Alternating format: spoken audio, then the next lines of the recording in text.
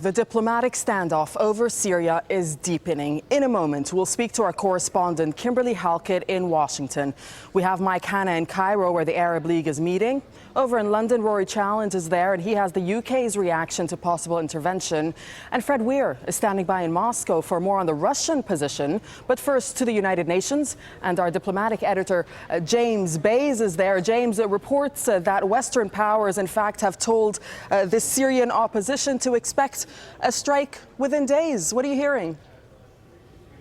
Well, that's what some members of the opposition say they've been told, and that's certainly what diplomats here are expecting. We know that no final decision has been made by President Obama, but just the talk from the Obama administration, I think, leads people to believe here that something is likely to happen soon. They've now gone as far as they've gone at any point in this conflict with their words, and it would be hard now to step back. Diplomats saying they believe that it's likely that something will happen sooner rather than later. There is a flurry of diplomatic activity here, and I suspect many more meetings will be taking place, none of them in the formal chambers of the United Nations. The Security Council is not meeting on Syria right now, and I suspect the Obama administration doesn't really want a meeting of the Security Council because it knows that Russia and China would block any action. What I think is going on is meetings between the missions here and meetings in national capitals, trying to persuade people, the US, the UK and France, trying to persuade other countries to join a coalition to support action. At the same time, you can be sure that the Russians will be going to various countries trying to persuade them that such action would be illegal. Okay, James, thank you very much. That's James Bays reporting for us from the United Nations. Kimberly Halkett is joining us now from Washington. Kimberly, James there just talking about action. Now, the U.S. military, these are according to reports, is ready to act on Syria immediately if asked. And this is according to, in fact, the Defense Secretary, Chuck Hagel. What type of action are we talking about here? How ready are they? Well, there has some positioning, Doreen, that has been going on for a number of days. We've known that there are 4 destroyers that have been positioned into the eastern Mediterranean, as well as U.S. warplanes who are able to strike Syrian targets, as you point out, and as Chuck Hagel, the defense secretary, pointed out, whenever President Obama gives the call. But it's a call that we're not certain he is ready to make just yet. He is continuing to consult with his war planners, as well as the international community, and continuing to sort of strategize on how best to make the plan. We know that it will be limited in duration, in size and scope. One of the reasons for this is that not only is there the desire to disable Bashar al-Assad's air power in some way, but also that there is a desire by the American people not to draw soldiers into an all-out conflict. And so this is something that is, well, trying to, as Secretary of State John Kerry put on Monday, send sort of the message to Syria that an international norm cannot be violated without consequences.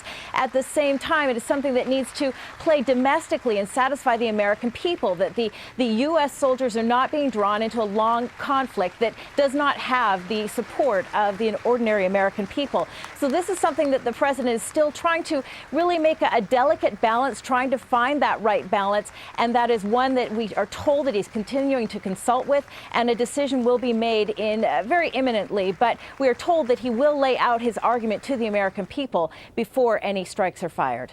Okay, Kimberly, thank you. That's Kimberly Halkett reporting for us from Washington. Well, all the way in the Middle East and in Cairo, in fact, that is where the Arab League is meeting. And Mike Hanna is joining us from there to tell us what you're hearing, Mike, from that meeting.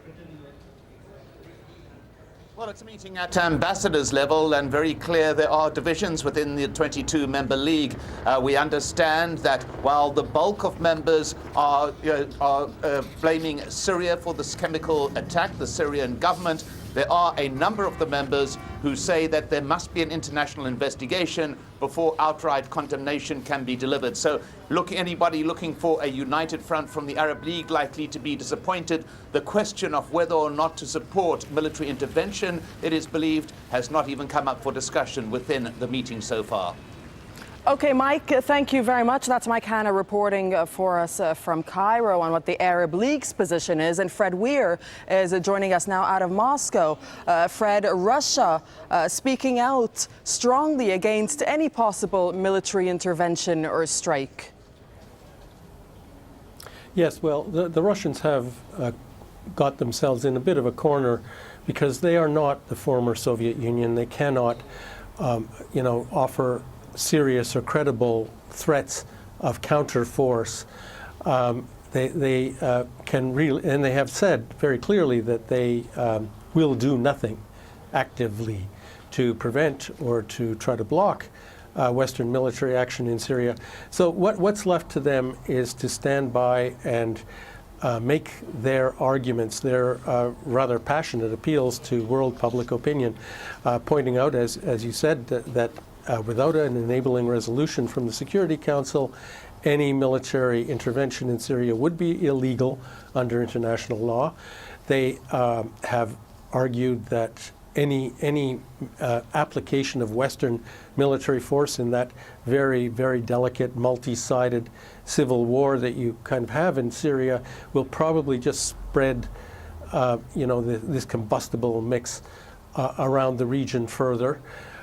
They've done a lot of analyzing recent history, the past decade of American interventions, well, even since the Kosovo intervention in 1999, pointing out what messes every one of those has produced. But this is all that they really can do. They've made it clear that there wouldn't be any substantial Russian action. And even on the diplomatic front, they aren't the ones who canceled the bilateral meeting that's scheduled for tomorrow to talk about Syria and the Geneva process with the Fred, Americans. why exactly was that meeting canceled? Well, why was that meeting canceled?